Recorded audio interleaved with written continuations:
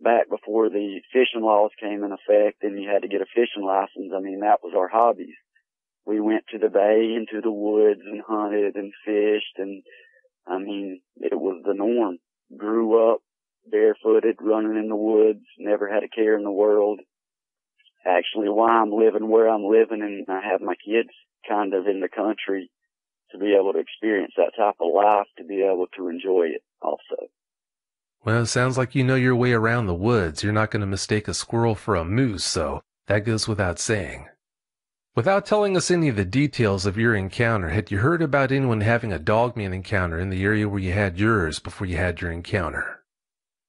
Well, it was everything from park rangers to other people, but what I found strange about this particular area is no one camped in tents except us, and it's a beautiful place. I mean, before this encounter, my idea was if you're camping in an RV, then you're just basically staying in a home that's there. You're not enjoying the outdoors, everything it has to offer.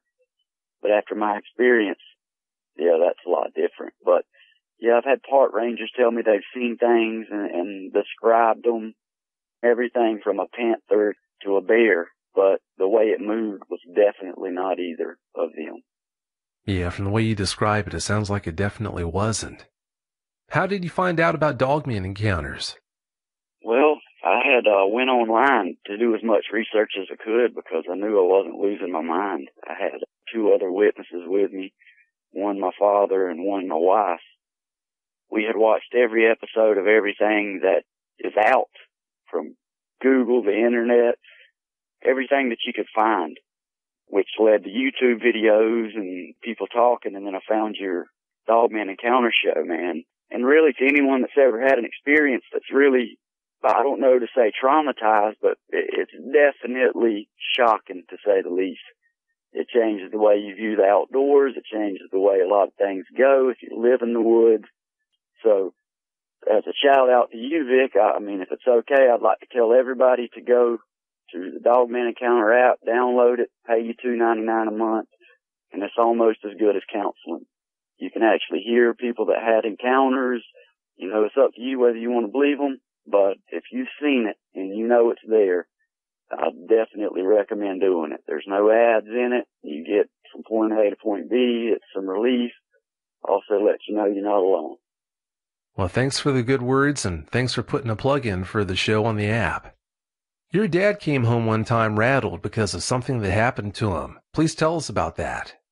Well, this was about 13 years ago, and my dad, like every other dad, he hung the moon and was tougher than nails. You know, nothing ever rattled him. He had a campsite.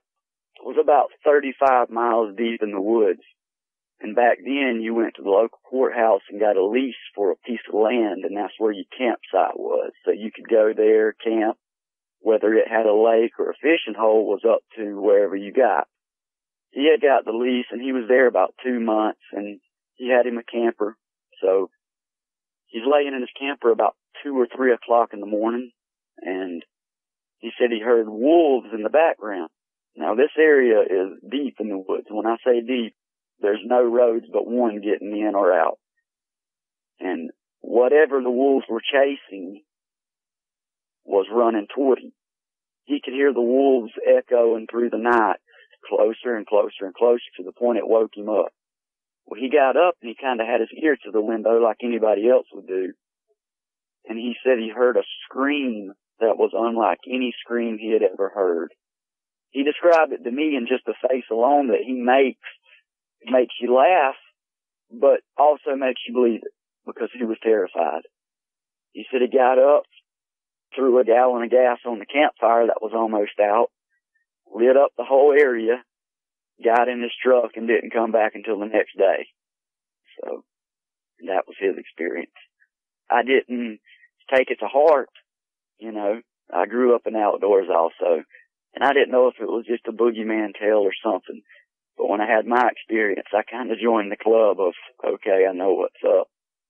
Yeah, I'd say you do know what's up now.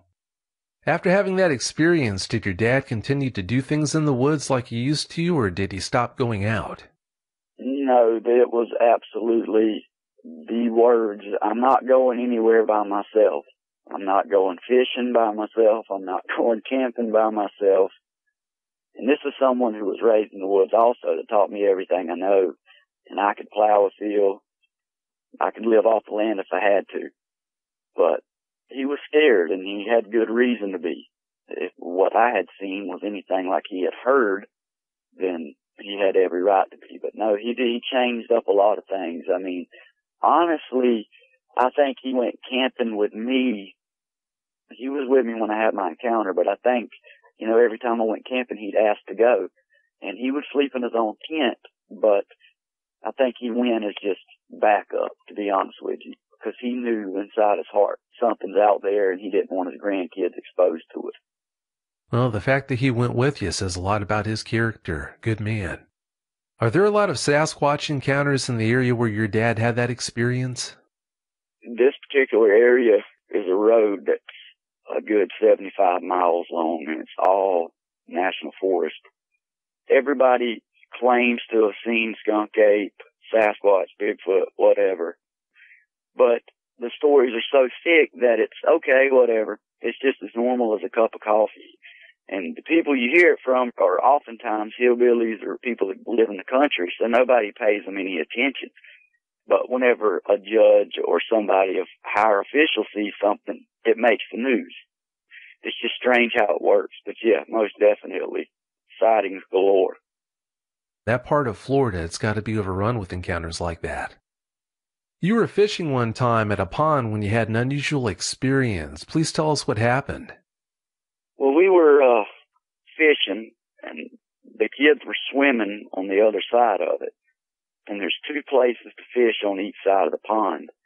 Well, me being me, I had to beat a trail behind the pond to try to snag some bass, because if you're a fisherman, that's where they're hiding, just where you can't reach.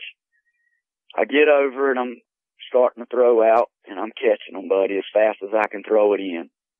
So I end up breaking a tree limb, make a fish stringer, and drop it in the water. About 5 or 10 minutes of me fishing. Now, when you're fishing, you're focused on your lure, your pole, nothing else. I just got this feeling that something was watching me. Something was watching me. I don't know how to describe it. Something was going to get me. And anyway, the hair on the back of my neck stood up. I look behind me, of course, like anybody else would do. I look over at the kids. They're playing, not having a care in the world. And I pick my fish up and take my tail around there to where they're at and put my fishing equipment up for the day. Because, everybody has that extra sense, and most definitely this was the same pond that everything else was experienced at. So at the same place where the campsite was at where it happened. So I'm almost positive of what it was.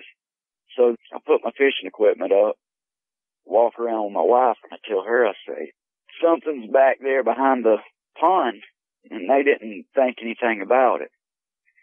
And about 20 minutes later, not even that long, the sun starts to creep down, and it's not dark, it's not exactly the brightest out, and we look over and around the pond where the trails are is a doe, a female deer, and she has a fawn with her. And I was telling my kids, look, guys, there's a baby deer, there's a deer, which they're thick out there, but they never tend to get that close to you, so I thought it was kind of a good moment for the kids to see them.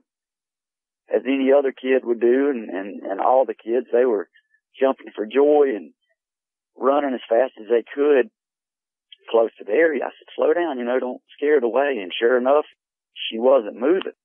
Now, the baby was running to and from. It was running away from mom, but it would come right back. The baby sensed danger, but didn't leave its mother. So as we get closer walking around the pond, which is a right turn going to where it's at, the mama deer had actually walked across the walking path and laid down right beside it, and the baby deer followed. So we walked up on the mom deer, the doe, and it didn't move. So at this point, I'm probably 25 or 30 feet from it. I told the kids, I said, you gotta stay back. Something's not right.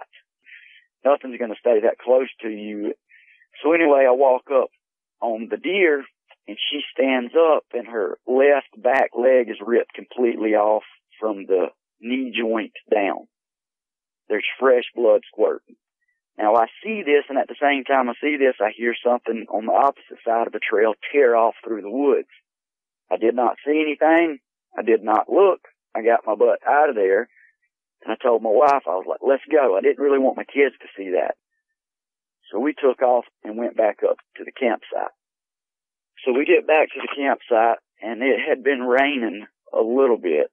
I wouldn't even really call it a rain. I'd say more like a mist, enough to get everything sopping wet.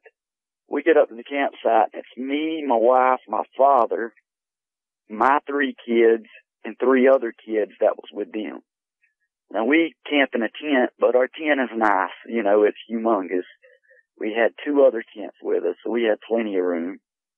When we set up the campsite, if you're sitting in a car and you're behind the driver's seat, behind the steering wheel, and you look forward, the campsite goes as follows. Where the passenger side front tire would be is your water, your electricity, and the tree line there. It goes back deep about 30 foot. It goes over towards your driver's side about 25 foot and then back out. So it's more or less a dead end little area. We set our big tent up to the driver's side of that campsite, so we're staring off into the woods. We set up our tents, everything's set up.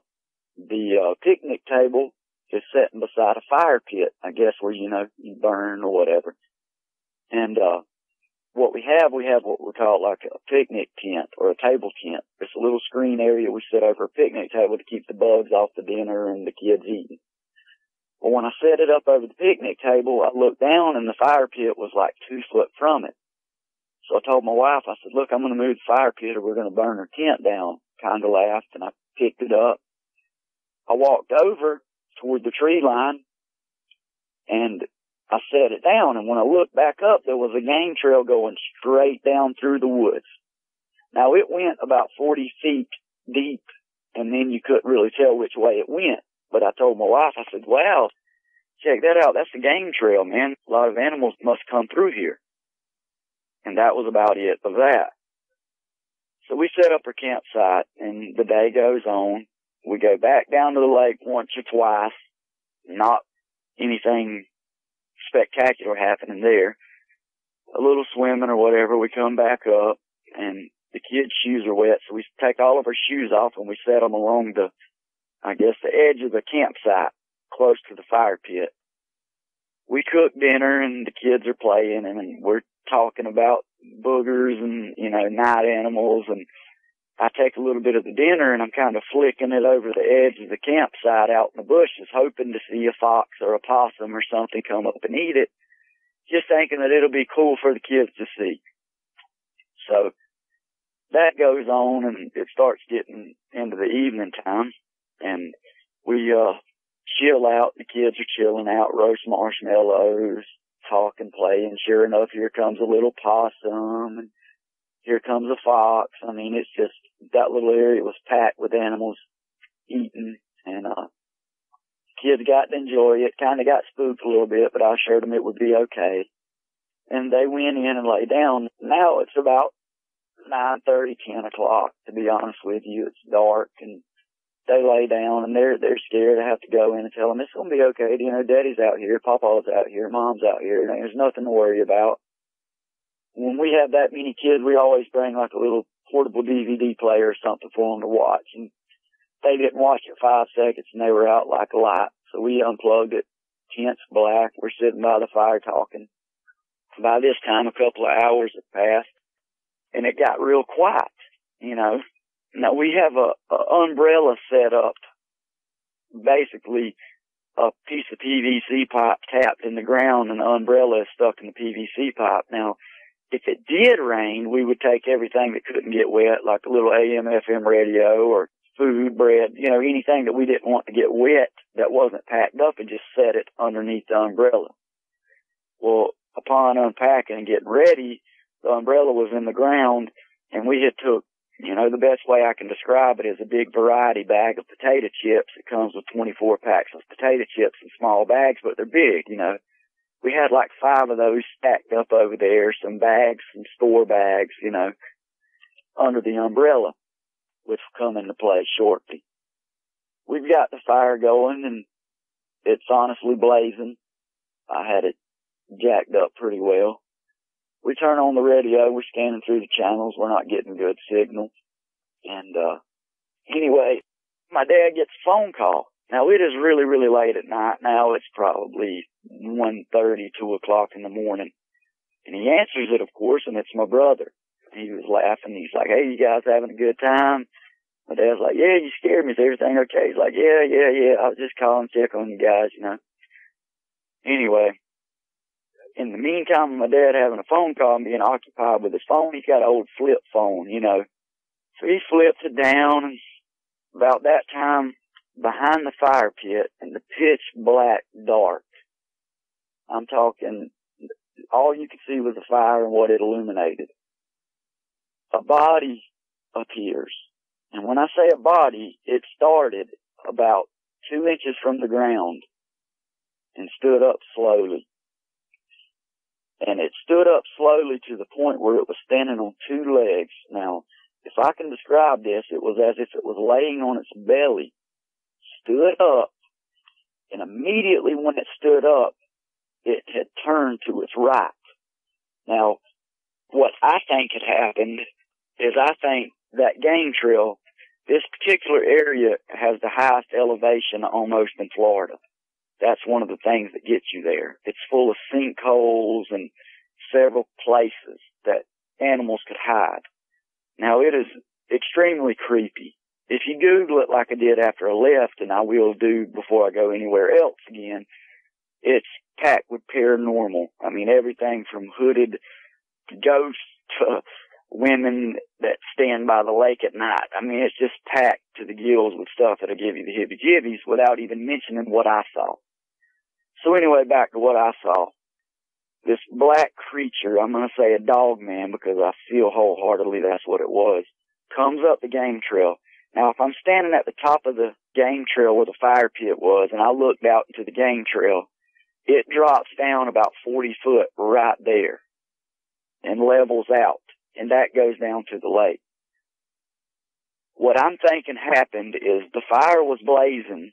My head, my wife's head, and my father's head was about the only thing that you could see from being down that low. I don't think you could see the fire. I just think you can see our heads lit up, our bodies, the top of our heads, and maybe the top of our tent. And I think that it crawled on its belly up that embankment, up that game trail, intending on eating dinner. And I believe this with 100% everything in me. Well, once it gets to the top of this embankment, the game trail, to the campsite area, the fire pit is within inches of the game trail. It's right on the edge of the place. There's no trees to catch on fire because it goes straight downhill. First, I see the head, the pointy ears, of course. I lean back in my chair. The way that I'm sitting, it would be me, my wife, it would be my wife, my father, and me sitting on the back side of this fire pit. Directly straight in front of me, I'm in the middle, is the center of the game trail where it happened. So this dog man crawls up on its belly, creeps up, and I honestly think it burned its face on the fire. Maybe the backdraft of the fire or the wind blew it. But it stands up, and when it stands up, it immediately turns and throws its shoulder and arm in front of its face. Okay? It's not hiding from me, but I honestly think that it burned its face when it tried to creep up and attack us. So it turns its body. When it shifts its body, I see a tail, I see an arm over a face, over a hairy head, a dog head, a wolf head. The ears are pinned straight back. I can see the nose. It shifts its lower half, and at this point, I'm not even thinking anything about shoot it, run, nothing. I mean, what was going through my mind? Nothing was going through my mind. What is this is going through my mind? And my wife spit it out before I could. And I'm reaching over with my arm trying to slap my dad, and he's just closed his phone. He's not even paying any attention to it. He sees it when it takes off. Now it takes off, and when it takes off, it takes one step. The dirt flies up, just to tell you the weight of this thing, runs around the umbrella, packed full of bags and plastic, you know, and anything that steps, if a mouse stepped on a plastic bag, it's going to make some noise. This thing was agile, and I say so agile that it literally dodged everything that was there and disappeared, buddy. I turned the spotlight on, and it was gone. So fast that I shined the trees above me. I shined the trees in the distance. I shined everywhere I could shine. My dad's freaking out. My wife's about to have a panic attack. I'm about to have a panic attack, but, you know, I'm a man. But, yeah, right, I wasn't at that point. You know, I'm not afraid to admit it. I was freaking. You know, this stuff isn't supposed to be real. And if it is, what the world? It disappeared so fast that at this point I've got a 20-yard view of everywhere around our campsite. And it is all literally in the forest. But still, I can see a good distance. There was no sign of it, to the point that I'm shining these big oak trees over my head because I'm thinking, wherever it went fast and it's hiding. There's no way it ran that fast unless it's Superman. So I'm hunting and looking, you know, and I never laid eyes on it again, ever. Never seen it. Now, the description of it was about 8 foot tall, a head about the size of a beach ball, I guess you would say, massive. The ears that I seen, I didn't get a description of how long they were because they were pinned back beside its head like it was mad, and it had good reason to be. His back was hunched over. His tail was not fuzzy and furry. It wasn't like a, I guess you would say like a chow or a canine, a German shepherd tail with long fur. It was black, but it was a tail, like you would say, I don't know, a short-haired dog. The color of this thing was absolutely as black could be. It was blacker than night in the forest, darker than behind it. I seen claws on its hands. Its hands were approximately 8.5 to 10 inches. Just the fingers and hand that I saw. And when I say I saw its hand, when it put its shoulder over its face, if you threw your left shoulder over your face and tried to hide your face, your palm is going to be facing outward. Okay? I seen its palm and its fingers and claws. I didn't get a good description because all this happened in a few seconds. But, you know, the last I checked, a bear couldn't turn its wrist. You know what I mean? I'm racking my brain on anything that this could be. I wanted it to be a Bigfoot after what I saw. You know, I had wanted it to be something that I was familiar with because I wasn't familiar with a dog man. And the intentions that this thing had, honestly, I think was to come up and take every one of our heads off. And I thank God that I had moved that fire pit where I did and did what I had did. So the next morning, we wake up, the kids wake up, and I have to tell them, you know, I went, you know, through drastic measures to try to figure out why this thing had come this way, other than that's just its trail, that's its roadway, and we were in between its path. And like I say, I do think that it's seen us down that hill, and he said, dinner. Takes off up the hill, creeping, you know, just like anything else would in hunter mode, and popped up, and the rest I kind of described to you. The next morning we woke up. I had to tell the kids I didn't want them to go. I didn't want to terrify them and ruin their time, but I had to explain to them, look, I seen something, and it was bad. You know, I seen something, and it would hurt you.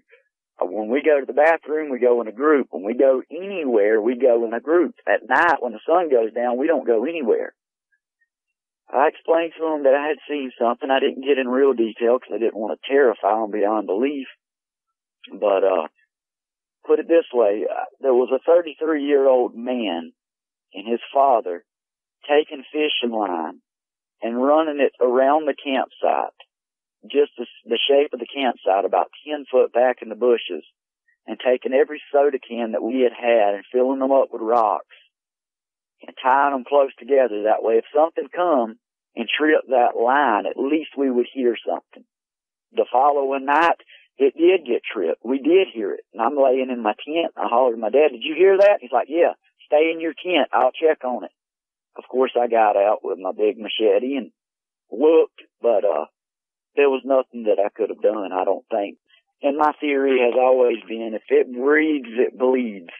If it moves, and I still think that it can be taken down just as well as anything else, but that was the last thing on my mind, Vic. When I had seen it, the last thing on my wife's mind, it was terrifying. It was a terrifying experience. That's why I had mentioned, anyone that has seen something like this, it's hard to tell their story. For one, my hands are sweaty right now as I'm speaking to you about it.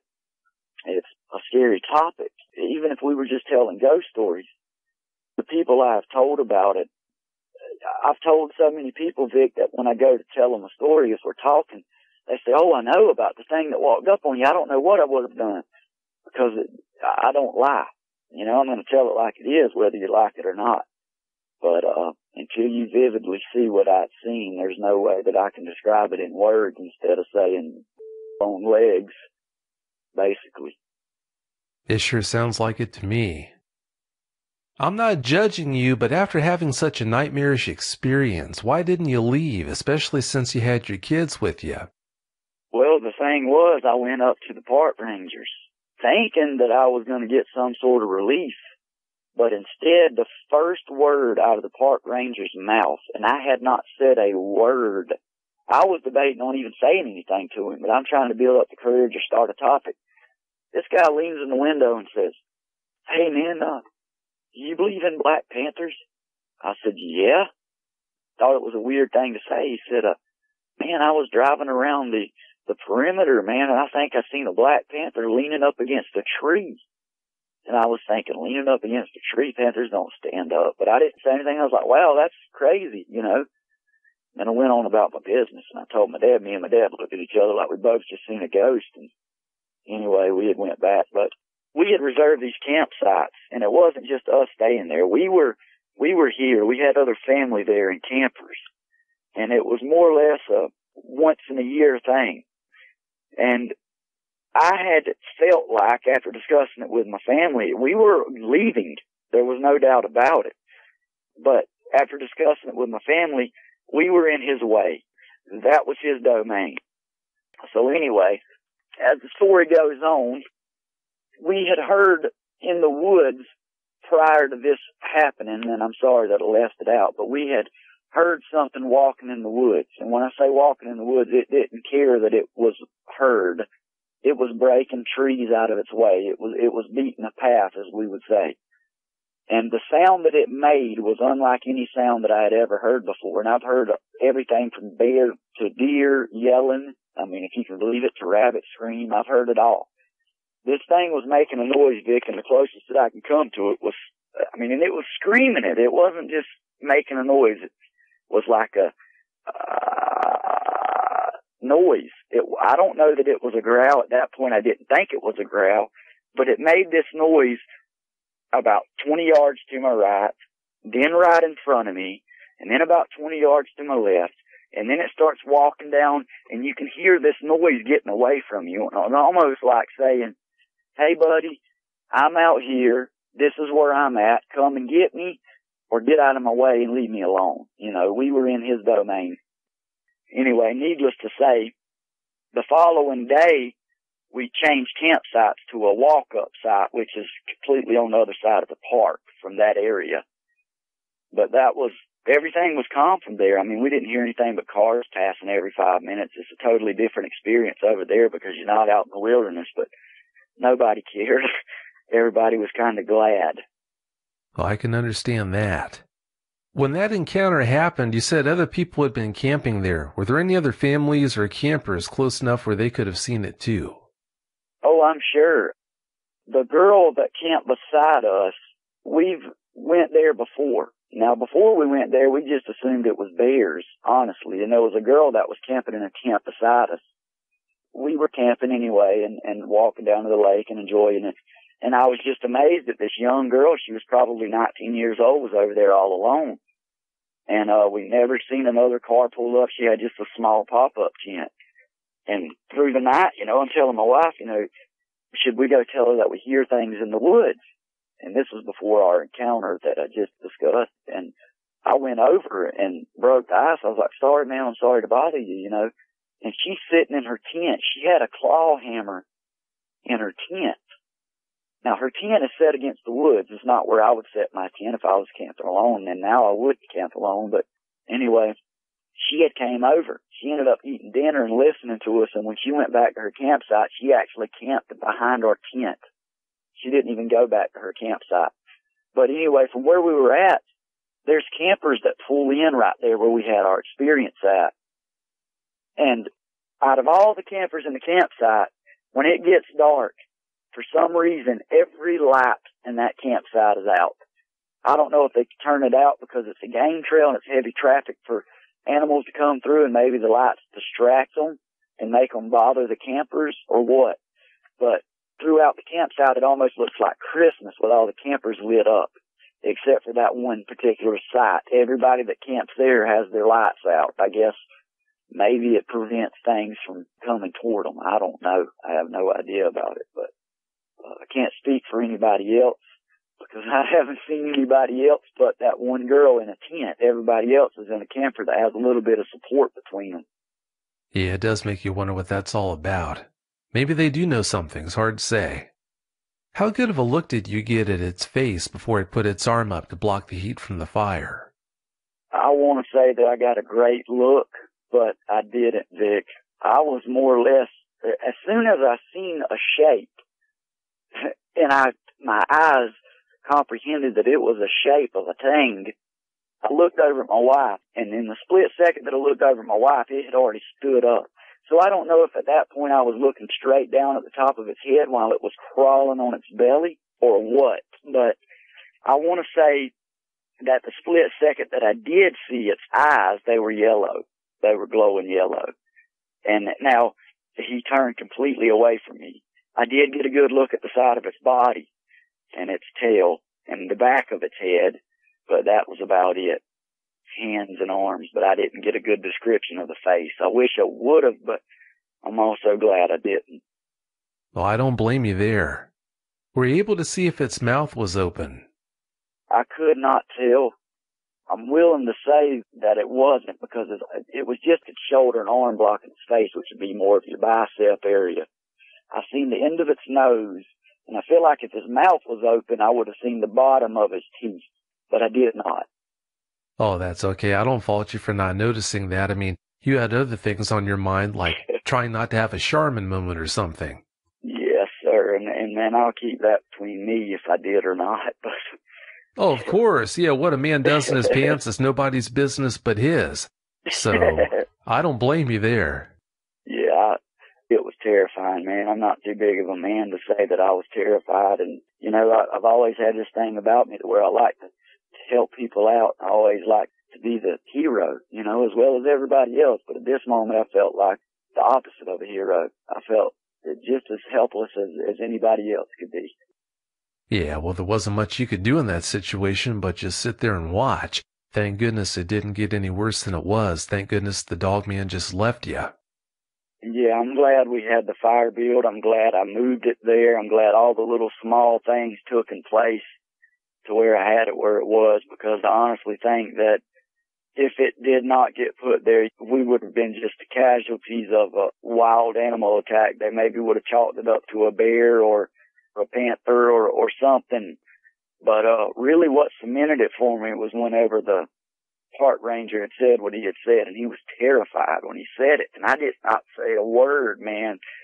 And I mean, if you can feel out, it's kind of weird hearing it, but if you can think about how I felt when he said that, I was like, wow, now I know something's out here.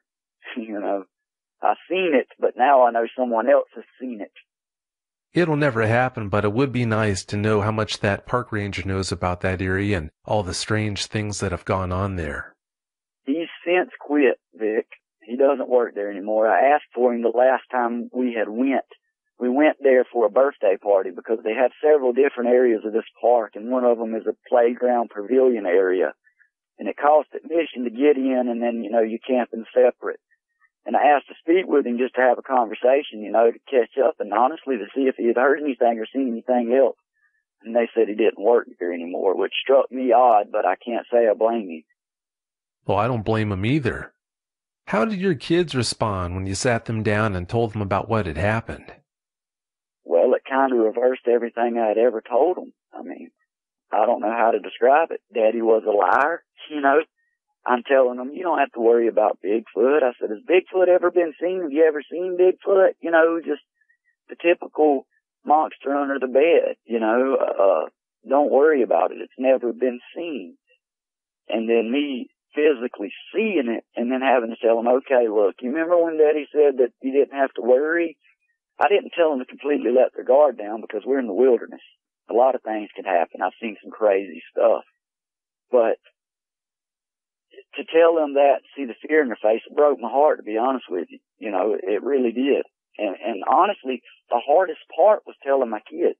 After I told my kids, I could have told the president, but telling my kids what I had saw and that I felt like I had no control over it, that I was worried, that was hard. They took it good. I mean, they took it as well as they could anything.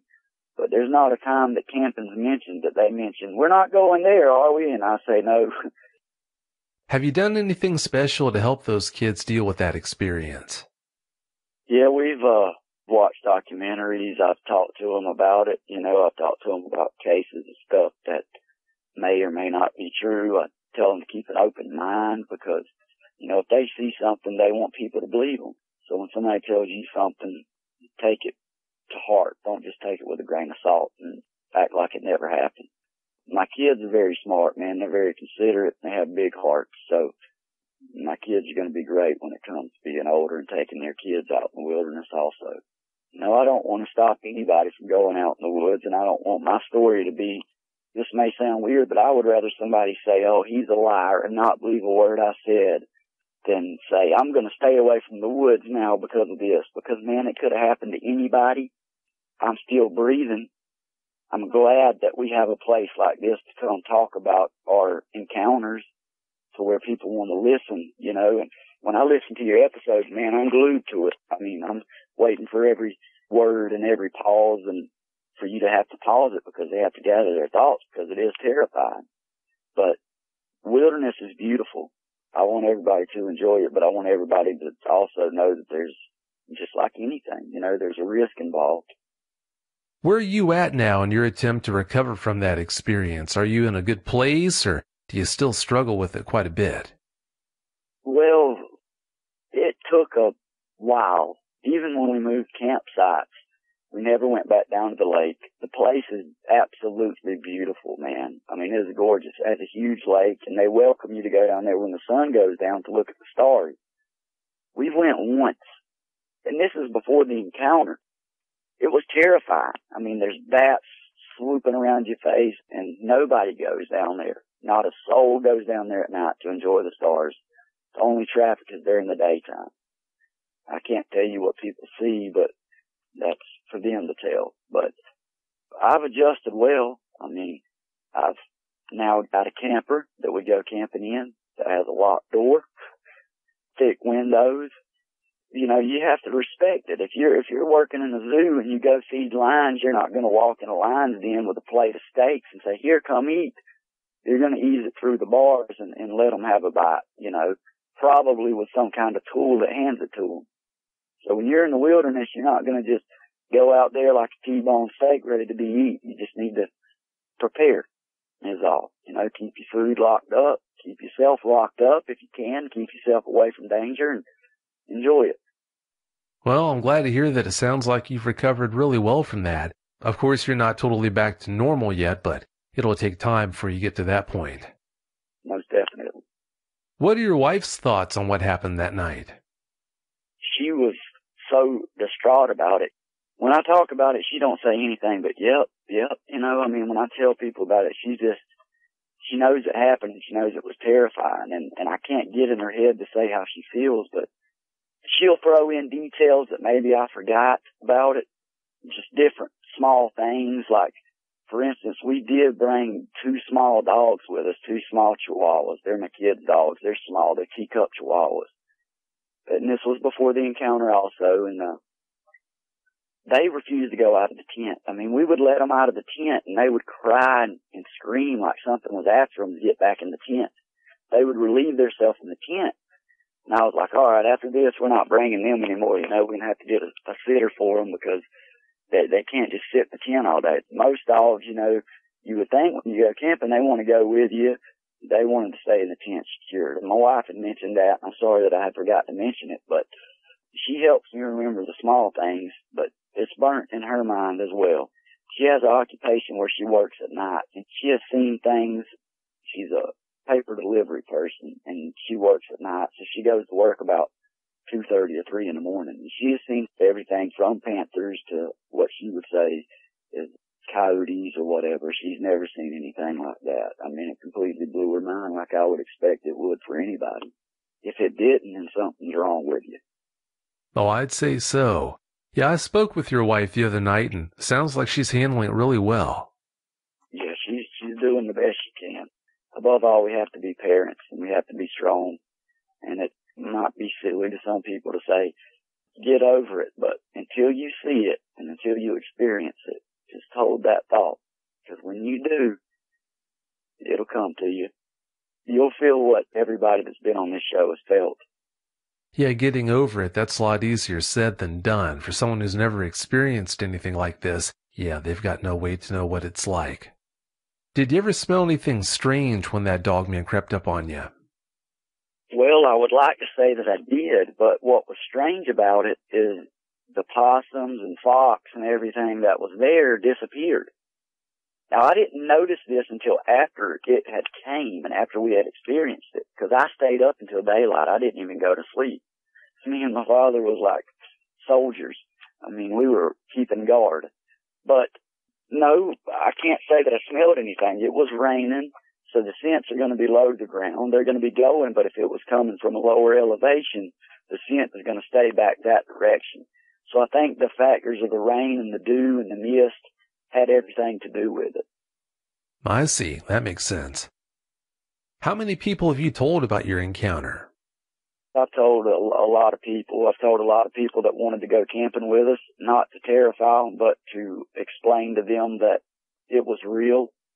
Everybody that I've told it to, because of my expression maybe, and who I am, they believe it. And they look at me with terrified eyes from the story. I've never had anybody laugh or not believe me, but I've told several people, a lot of people as a matter of fact.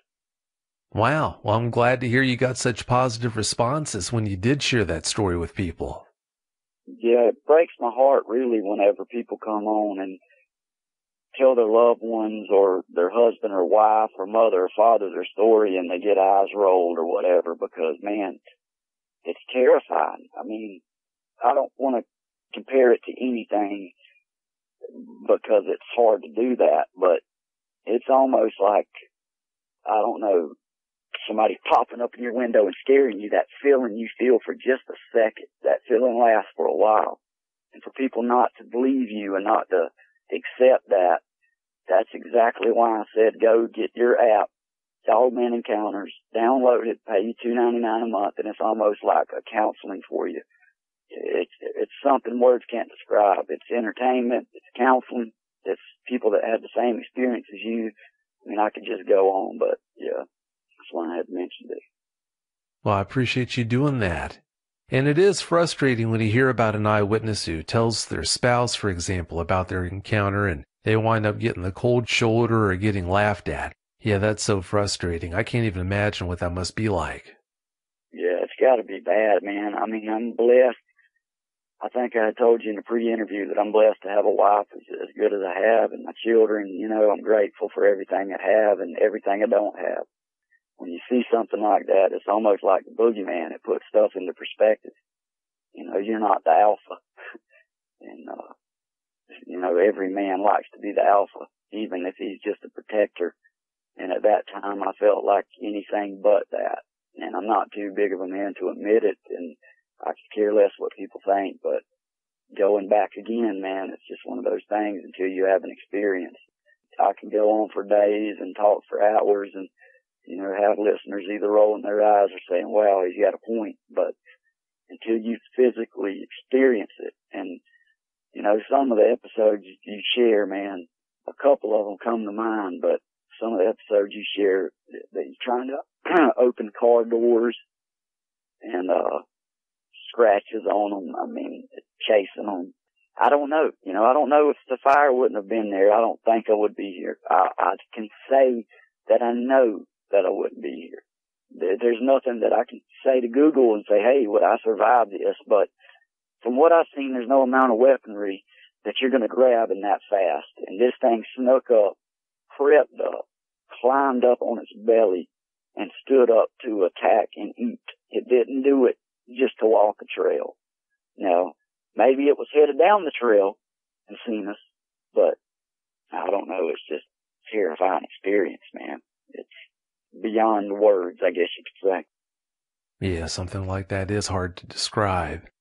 And I don't know, Casey, if that dog man really did have killing you on its mind, I think that's what would have happened that night, whether you saw it or not. If it really wanted you, I think it would have circled around eventually at some point since you stayed there and taken you out. It didn't do that, so in my opinion, it showed you what it had on its mind. Yeah, it could have very well, Vic. It could have been walking its path, but I went down that hill the next day and looked up, and I had my wife and dad sit in the chairs, and all I could see was their heads. And the way that it crawled up the hill, I tried to sneak up the hill without them seeing me in the daylight. I couldn't do it without being heard, for one, from the limbs and stuff. And for two, when I did do it, basically I was laying on my belly. And when I popped up and turned the same direction that it turned and ran the same direction it ran, it's almost like it disappeared.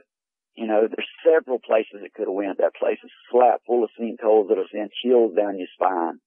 I mean, it's a very creepy place. But after that had happened, this campsite was lit up like the 4th of July. I had every single light that you can have on, from the tents to the headlights of the vehicles to the cars crunk up. I didn't care who heard me. I literally went and got the keys to the cars and was ready to push the alarm on the button if something was happening. I mean, if it wanted to come get me, it would have had to come to an area that was lit up beyond any other campsite there. I would be willing to say it was lit up brighter than daylight after that. Well, I don't blame you for lighting things up like that, but I don't think you can ignore the fact that for you to stay there after seeing something like that, it takes a lot of sand. It takes a lot of guts to do that. Yeah, I didn't think of it that way. I thought that if I left, I ruined my kids an experience of a lifetime. We go camping, we get to do it. It may be normal to some people, but my children don't get to experience it much. And with school and everyday life, man, life's just too short. Life's too busy. I think everybody can relate to that. So with that being said, I wanted everybody to enjoy the trip. And if that meant me being Rambo for a day, then that's what it took. And, I'm not saying that I'm the reason why it didn't come in, because I don't think that. But I'm glad I did stay, and I'm glad my kids got to enjoy it instead of coming home and saying we left because we were terrified. Because at that point, you wouldn't go back. I don't think we would ever want to go back anywhere. Well, I am glad at least it turned out in a positive way and you didn't let it ruin your fun. This isn't a comfortable thought, but when you think back on that experience that you had that night, do you think another dogman might have been around? I do. I don't think there's one of them. I mean, it takes two to tango, you know what I mean? And it's just unreal the way I had felt at the lake, the deer that I had seen. I didn't say anything about the deer to the park rangers because it's nature. Stuff like that's going to happen. If you're in an area that is a state park or a government area, the animals are protected and they know this. They're going to flock there, man. It's just going to be a hotbed. And the more deer and food, the more predators. And I honestly think that there's more than just one there. I believe there's several there. And I believe that if you're looking for them, it wouldn't be hard to find them.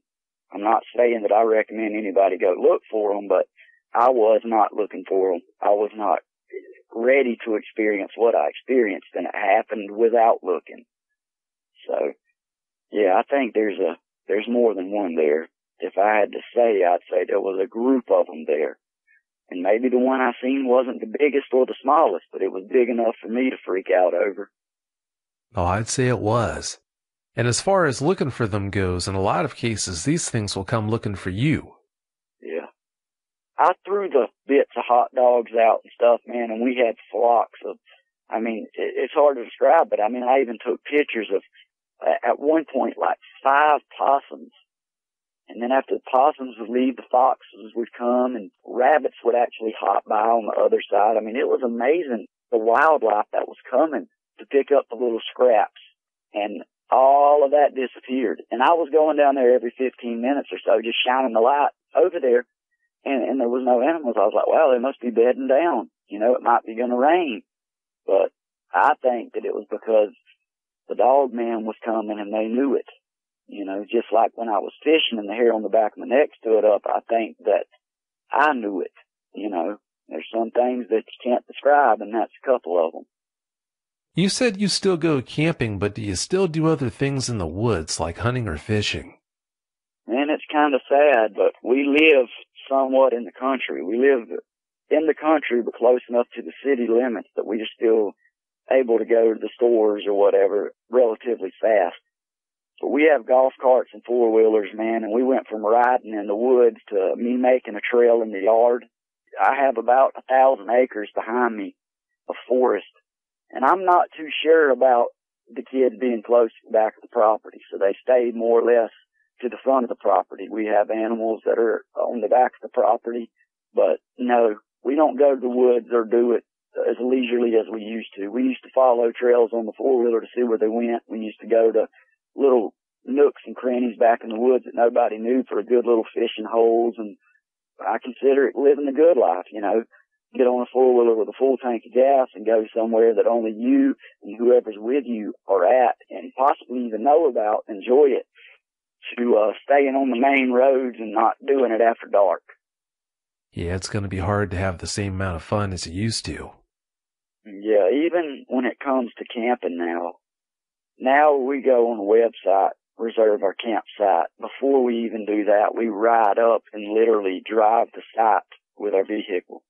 Get out, touch it, look at it, smell it, and make sure that it used to be the word kid-friendly, but now we say family-friendly, just to make sure that we have a great area before we even go, before we even reserve it.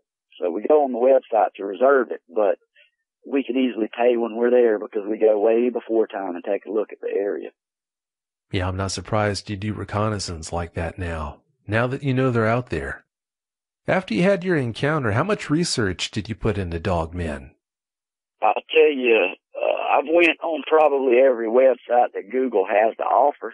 I mean, I've Googled every documentary, and I've sat through some that was hours long, and in the last minute it was nothing, no evidence, and it kind of made me mad, you know, but it led me to you. And honestly, I say that, it might sound funny, but I've read or watched everything from Cannibals in the Jungle documentary to Bigfoot to Dogman to Sasquatch, and when you click on it, the thumbnail may look amazing, but the material isn't. And when I found you, I believe I found you on another website or maybe another show, and you were talking about the different types of Dogmans, and I was like, boom, there it is. That's what I seen. You know, you described the fingernails, the hands, the black coat, and you took the words out of my mouth, and nobody has done that. Nobody has, you know, described it to a T before. And that's why in the pre-interview I wanted to describe it to you before you even had a chance to describe it to me. That way you knew what it was about and could relate to what I had seen. But yeah, man, hours, days even, late into the night.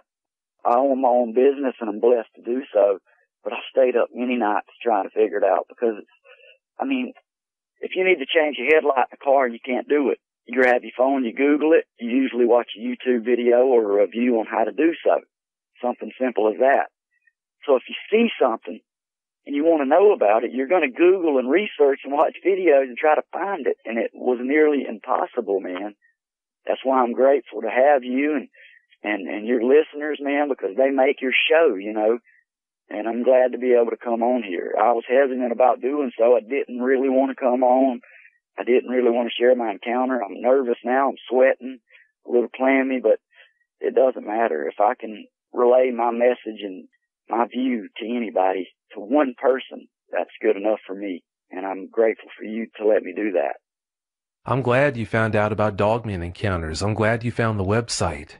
And speaking of the website, dogmanencounters.com, I just rolled out a new version of the website. If you go to dogmanencounters.com, you'll notice the new website there. It's got a lot more content. It's just a much better layout. I think you'll like it. What was funny, Vic, is I went on and downloaded your Dogman Encounters app to my Android phone before I even went to your website, because I knew of your show. I knew of you knowing about Dogmen. So I downloaded the app. And on the app, I'm able to click on shows, listen to them commercial free. I'm able to pick and choose the shows. I love the greatest episodes, you know, the 3 or 4 shows together. It's awesome because it's just entertainment and enlightenment throughout 3 hours. I love every show, don't get me wrong. But I downloaded the app before I even become a member.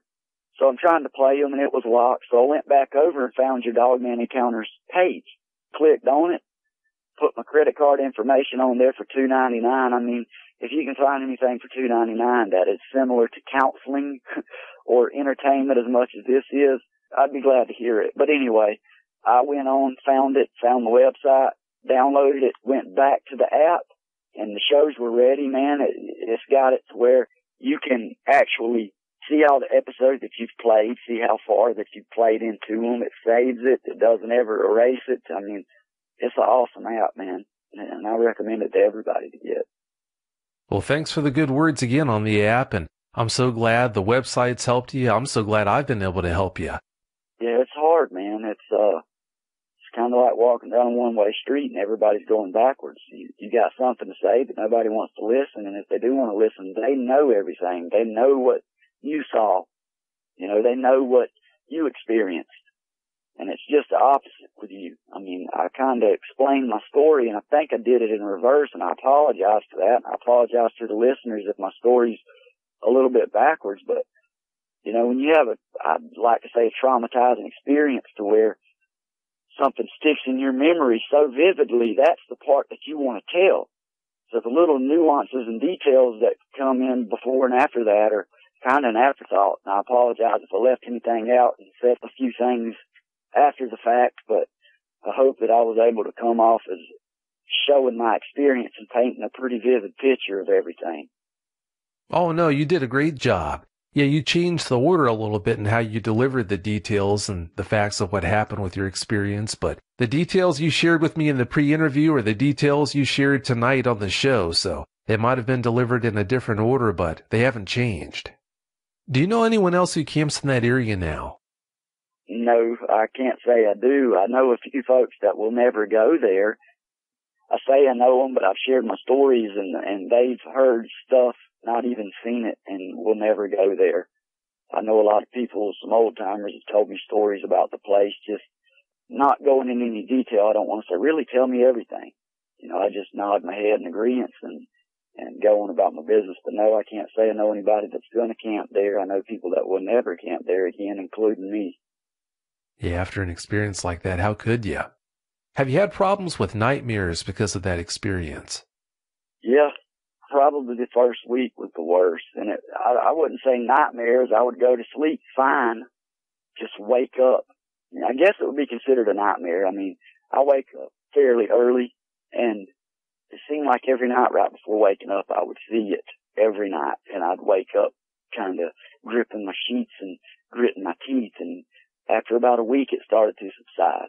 And I think it's the mental part, and especially me trying to block it out, probably don't help any.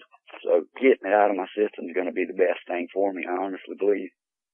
Yeah, you're not going to get any better by suppressing it. Unless you deal with it head on, you're not going to get better. So I'm glad you are coming out and talking about this and dealing with it. Speaking of which, just a bit ago, you said you didn't want to come on the show at one time. Why'd you decide to come on the show and talk about this in a public venue? Well, I was listening to a few episodes, and some of the episodes were more gripping than others, and I could tell one particular episode you had to pause and let the person gather their thoughts because they were honestly terrified. And at that point, I knew that they had seen what I had seen. May have been a different color, but the same thing. And it took all I can do to come on the show because I had told you in the pre-interview, I'm more about building things up and making things better. And me talking about this is almost like I'm talking bad about this area, and I'm not. I don't want anybody to not go in the wilderness because of it. It was hard for me to come out and express it on a public platform. I'm assuming a lot of people is going to listen to it. I'm a nervous guy. I'm a shy guy. But I kept telling myself that people need to hear it. Whether they believe it or not, that's up to them, but they just need to hear it and know what's out there, know what to expect to encounter, maybe how to handle it. I don't know. You know, if the trick is putting a fire in front of a game trail, by all means take off. You know, it's just, if you can get anything out of my story, I'm grateful for that. And getting it out of my system from suppressing it. I mean, I may have told people, but to be able to tell a platform is a lot different.